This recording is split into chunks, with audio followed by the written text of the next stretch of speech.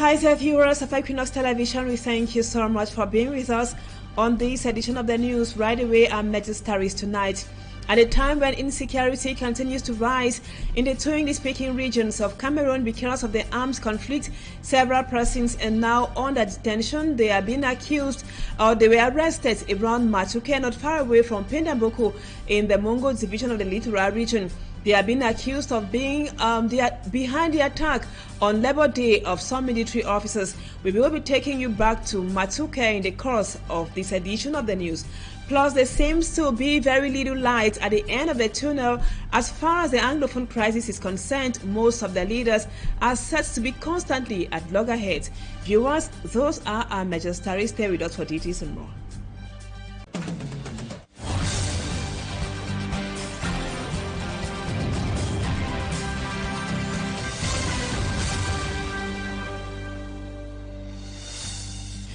Welcome back, viewers. Thank you again for being with us. We begin with this human interest story. A young man has been arrested by the gang of mobile intervention unit of the police for stealing phones in the Aqua neighborhood in Douala. In the reconstitution of the Criminal Act, let's now have the details with Mala Glory.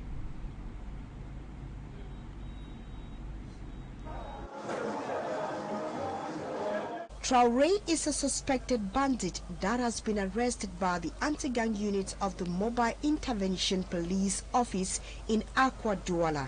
He is accused of stealing high-branded phones and auctioning them. He was captured on camera in one of his operations at the Congo market. During the operation, he visited two shops and made away with a great number of phones. The shop owners immediately reported to the police. Investigations were launched and the young man was apprehended. So we launched an investigation, and luckily enough, one of our informants informed us that there was a suspect roaming around the Aqua neighborhood. So we went on the field and arrested this suspect by name Traoré, who is a stranger. He might be from Senegal or Burkina Faso. We are not yet certain from about his origin. So from our investigation, we discovered that this guy is a specialist. He specialized in stealing high-quality phones. An operation launched by Henry Chana, the second-grade officer, and coordinated by Commander Awa Christian, led to the arrest of the suspect. He reconstituted the Criminal Act at the Congo market. The young man explained how he was able to move from one shop to the other and how he managed to pick the phones and left unnoticed. One of the victims tells us her story. I left the shop to send some phones to Limbe, to a client in Limbe. I closed the door. On coming back, the door was a little bit open. I had to check the stock, and I noticed I wasn't seeing more than one phone. Few months back, this bandit came in the form of microbe, using weapons to attack their victims.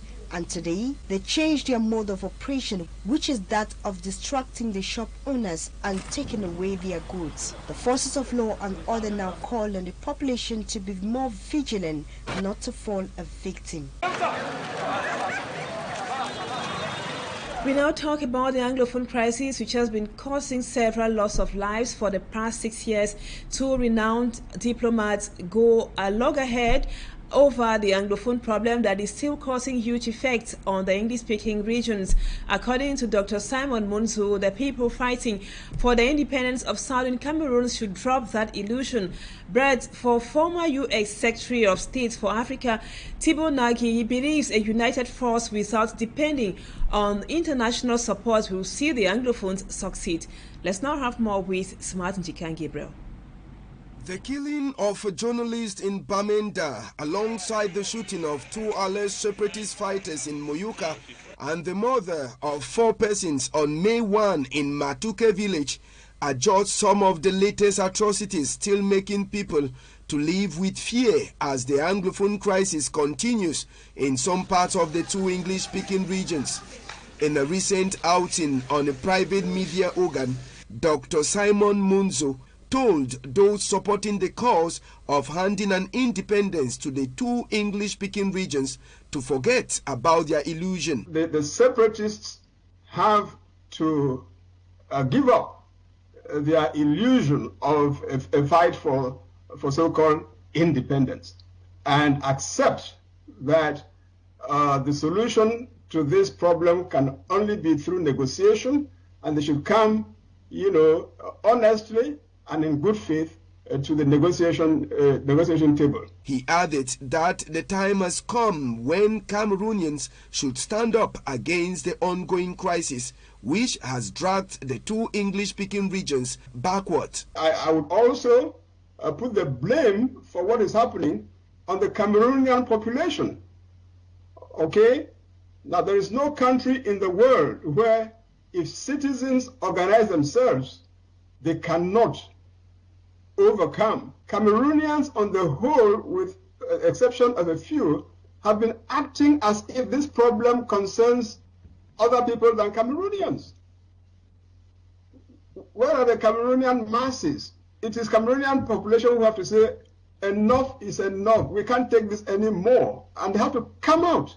If Dr. Simon Munzu says there is no hope for an independent Southern Cameroon, the former U.S. Secretary of State for Africa, U.S. Ambassador to Guinea and Ethiopia, Thibault Nach Jr., in a recent outing, tells those fighting for the independence of the two English-speaking regions in Cameroon to forget asking for international support in their struggle because it will never yield to anything good. Instead, the diplomat advised that the leaders should be united and have a common goal. He added that no one will give Southern Cameroon to them because of history. We stay with you. Smart. 14 persons suspected to have been collaborating with the alleged separatist fighters in Kotop and Matuke villages, all in the Mongo division, have been apprehended by forces of law and order. The operation to capture these persons was led by the head of the Mbanga Gendarmerie Brigade, Captain Jean-Funo Sireo. All 14 have been transferred to Douala, where they are expected to be judged at a military court based on their accusations. Let's now have more once again with Smanjik and Gabriel. A special deployment was noticed at the premises of the Gendarmerie Brigade in Banga this Wednesday. The reason for this special deployment was the transfer of some 14 persons who were arrested in Matuke and Kotop in relation to the killing of 4 persons on May 1, 2023 during a surprise raid at the villages organized by Captain Jean-Funo Cyril. Some 14 people suspected to be aiding the alleged separatist fighters were arrested, and the population of Banga said due judgment should be given to them. We are counting on the authority to take proper procedure, because that is what we are expecting. We from Cotton Mission were expecting that from them. We believe in our system, we believe in our judicial system, and we believe in our law enforcement agency that they should take proper investigation so that everything will move well. The suspects were immediately transferred on 2 gendarme pickups to Douala, where further investigations have been ordered by the hierarchy. This is coming several days after the divisional officer of Mbanga subdivision, Nkefo Christian, made a sensitization visit to Matuke and Kotop after the killings of 4 persons, a civilian, 3 security officers, on May 1, 2023. And the 14 suspects are already in Douala, like Smart indicated in his report above. Let's now listen to Colonel Pierre Aimé Bikele. He talked about the judicial proceedings which were put in place to arrest the suspect in the Mongo division. According to the judiciary answer, Gendarmerie Company Commander of Mbanga carried out investigations, and the result of his investigation is we apprehended 14% which are heavily suspected to have facilitated the actions of those terrorists who killed 3 persons, a military, a gendarme, and a policeman on the 1st of May.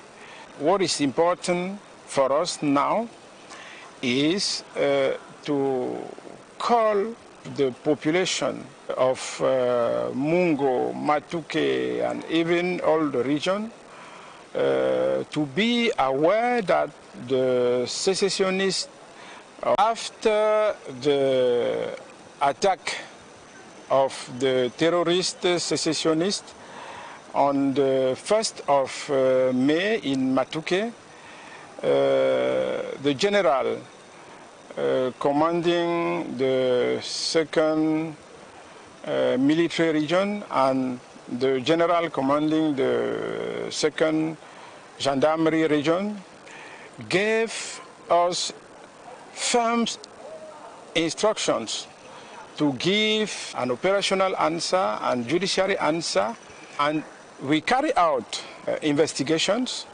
and some operations in the southwest and here in the littoral region. In the southwest, Pseudo General Canavaro has been neutralized, and here in the littoral region, 3 boats has been destroyed, the boat who served to the terrorists. And now, because of the Anglophone crisis or the war in the northwest and the southwest regions, thousands of persons have been displaced. They left several important documents behind, and now over 200 internally displaced children aged between 0 and 15 in the Douala 4 subdivision have received birth certificates from the council. The activity, which was initiated by the local council, seeks to assist this vulnerable population or children affected by the crisis in the northwest and the southwest regions. Let's now have more with Lucille Ngoisie. Insecurity and violence from the 2 English-speaking regions of Cameroon has forced about 437,500 people out of their homes. Most of them now seek refuge in other regions of the country. Some of these internally displaced persons who find themselves in Bonaberi Douala 4 subdivision say they lost all their documents and valuable items. Because since we leave Bamenda because of this crisis, I cannot even say, the only thing that the birth certificates are already born in the house, but now we are living in Douala. To extend a helping hand, the Douala 4 Council has distributed birth certificates to some children who are internally displaced. I'm very happy today because the birth certificate we deliver today, it's to help all those children who never have birth certificates. It's important to notice that birth certificate, it's in your entrance in your life. If you don't have birth certificate, you don't have a legal existence. And today, those children will be happy because they will legally Cameroonian. A birth certificate, which is a gateway document to all other citizenship documents, the beneficiaries expressed gratitude. And as I'm standing in front of me, myself, and I know because this is the time I'm issuing a birth certificate to my child. I never had a child that a birth certificate is like a man that a husband, a wife, a husband, like I received my birth certificate because I was so happy because when I was in the village, I should not have birth certificate. These children who are vulnerable now have the right to nationality. In other news, pharmaceutical researchers in Africa are now making efforts to step up the low drug production capacity of African nations. One of them is Cameroonian-born pharmaceutical researcher and chemist Dr. Fabian Sadjuge. They say increasing pharmaceutical production will help fight the phenomenon of illegal drug and improve healthcare in Cameroon, to be more precise. Let's now have more with Babila Jonathan. Africa's healthcare needs depend largely on imported pharmaceutical products from Europe, India, China, and America. The American research group Brookings Institute revealed that as of 2019, 70 to 90% of the drugs consumed in sub-Saharan Africa's estimated $14 billion pharmaceutical market were imported. Africa is not able to produce its own medicine. Actually produces only 1% of the global vaccines and medicines. Yet 80% of the diseases in the world are actually in Africa. Which is really a huge problem. There are currently about 600 manufacturers of packaged medicine on the continent. There is an urgent need to set up manufacturing factories in Africa to increase, to reduce imports, and of course save countries foreign exchange, and also create the much needed jobs. There are few pharmaceutical manufacturing facilities in Cameroon, with most of them engaged in the importation, wholesale and distribution of pharmaceutical products. Cameroonian pharmaceutical researcher and biochemist Dr. Fabien Sajugwet is now striving to turn the tide. We want African to be part of finding solutions for health problems. Many Cameroonians and other Africans have limited or no access to pharmaceutical products and healthcare services. Dr. Fabien wants to change this with high production. In terms of tablets, we will be able to produce 10 billion each year. In terms of capsule, 10 billion also each year. In terms of IV infusion, to produce 900 million each year. In terms of steroid drops like spray and ophthalmics, we will produce 30 million. We will also bring into the therapeutic area new solutions. He believes that his initiative will be a game changer in this sector when the facility goes operational by 2025. And now, in health too, recent statistics in Cameroon indicate that 33% of Cameroonians suffer from hypertension. Hypertension, also known as high blood pressure, cardiologists say can happen because of unhealthy lifestyle and other choices, such as not getting enough regular physical activity.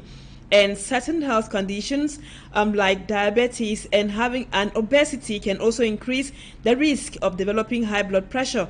Cardiologists say it's important for people to go in for screening at all times. They were speaking in a meeting organized here in Douala. Let's listen to one of the keynote speakers, Dr. Fedjo Etienne.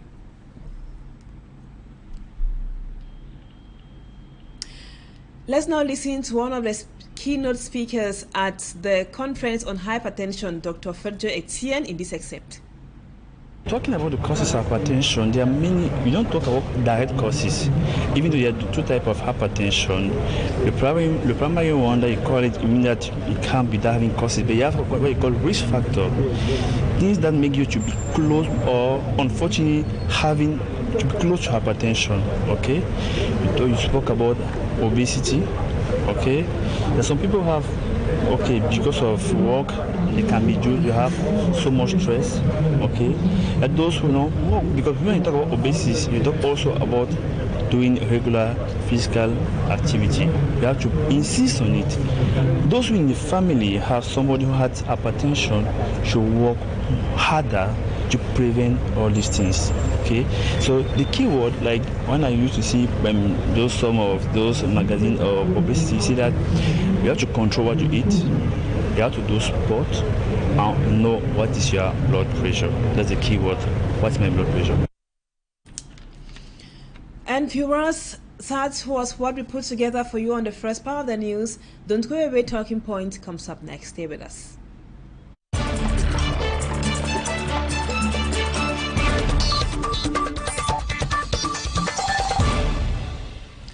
Welcome back, viewers. Today we are coming back to the brutal killing of a journalist in the Northwest Regional Headquarters of Bamenda. That was earlier this week. It was on Sunday. The journalist who was shot at close range by alleged separatist fighters is Anye Ndenso. He was working with a private media organ in Bamenda.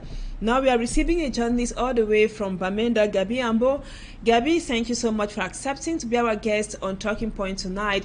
As a media practitioner, we might want to know right away, how did you receive the news of the brutal killing of one of yours in Bamenda, so to speak? He is a journalist, and journalists all over the country actually felt the pain. But those who were close to him in Bamenda and those who are working in somehow in a total insecure environment, how did you receive the news of his sudden death? Yeah, it was shocking to me, and not really shocking in a sense, because this has been happening, it's like tradition now. And that you have, we're not done with the case of Martinez Zogo. When I remember I granted an interview to you in that regard, and a series of others, but this one just popped up like this. And it's actually troubling, it's annoying. I mean, it's something much seriously needs to be done by the stakeholders, by the actors concerned, and why not, most especially by the government, because they have to ensure that, you know, there is normalcy and that it is actually peace, if that's a word we should use at this point in time. And now, Gabi, I mentioned earlier that you guys are practicing in the Northwest region, which is one of the areas seriously hit by the armed conflict in the Twindi-speaking regions of the country. Sure, you are practicing in insecurity, feeling with the feeling somehow afraid of going about your daily activity of informing the population. And now, is it can the brutal killing of So Anye, can it be considered as a violation of the rights of the local population to information? Of course, rights of the populations are violated and abused, you know, depending from which angle we're coming. If it's by the person in authority, it's a violation. If it's by a collaborator, it's an abuse in the circumstance. That I mean that you're saying the second journalist to have been killed, you know, in the Northwest region, under such very troubling moments that we are faced with the ongoing protracted armed conflict that has bedeviled the Northwest and Southwest region for getting to 6 years now.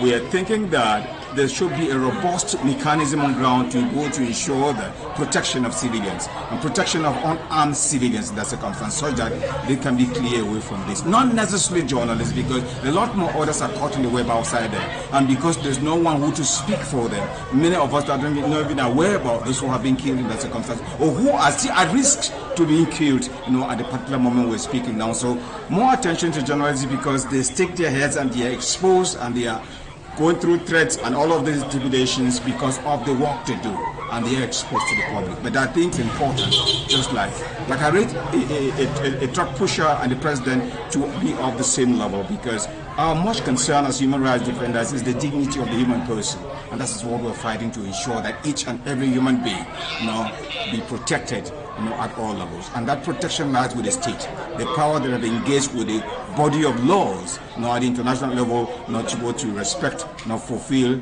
and then, you know, protect, you know, the citizens, not just children, within its own area.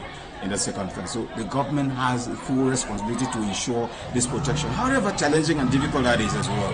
We need the collaboration of the civilians as well and the entire country, you know, to go to support good actions on ground. The resistance comes when definitely we start having, you know, actions that are not people oriented in that circumstance, and so we get into where we are right away. Difficult for us to get out. So life is lost in that circumstance, like the case of Siso we're talking about now. I just wish to crave the authorities and whoever are in charge. Why not even come and search who made the report, which report I read to the public about his death, that they can commence investigations. Come and search can do findings. Why the authorities, the requisite bodies of the authorities in charge of investigation, the police, the gendarme, the army, they can do proper investigations to ascertain the veracity of truth and what actually killed him. And so that from there they will have to put in place safe measures in order to avoid situations of that nature from cropping up. I can remember Martinez is still there, yet to be buried. And we are dragging with the judicial process. I just crave the indulgence of the government once more, not to speed up the judicial process, and let's be done with all of this. And that goes with each and every other journalist that has suffered situations of this nature. We're just celebrating the International Press Freedom Day, I remember, you know, and we thought that this should be a day, a moment, a period within which we should be actually working towards protecting and ensuring safety and guidance of all journalists, you know, in Cameroon, not just limited to one area and etc. But that seems not to be the case. And who knows, in the next second, you know, we'll be told about something else. Something can be done to arrest it, and I think the responsibility lies on the state. And Gabby, several condolence messages have been received, and now let's talk a little more detailedly about protection and also investigations. Shouldn't proper investigations be carried out by the authorities concerned, and why not a proper protection system for journalists in the country, especially those in the two English-speaking regions of Cameroon? Before calling the state is where the mandate lies for investigation for each country around the world. That's where the sovereignty element goes. So the responsibility falls on them. But then we understand that the human rights defenders, human rights organizations on ground that do what we call fact finding. They do monitoring on categories of violations. And that's basically what the office I'm representing here does. You know, we carry out monitoring on human rights violations in the Northwest, just like the other regions, and we do get everything together to address the appropriate quarters for action to be taken. Normally, you know, you need to have the human rights data, you know, on violations, categories of violations, and incidences on violations on ground, you know, to go to build a case or take an action. If I were asking the government of Cameroon, I didn't make an error, but I just wanted to make it to know that it is prime responsibility so to do. But the human rights organizations on ground would definitely do their work, do the monitoring, and why not synergize with others, and so you can do a more effective work on ground. When you've collected your data, you know exactly where you channel your data. Okay, that's the data that's going to help any other stakeholder, the United Nations, the missions that will be coming around to know exactly what's going on ground. And why not the government as well? We share with the government as well to know the exact situation on ground with respect to the categories of violations that are going. We are reporting one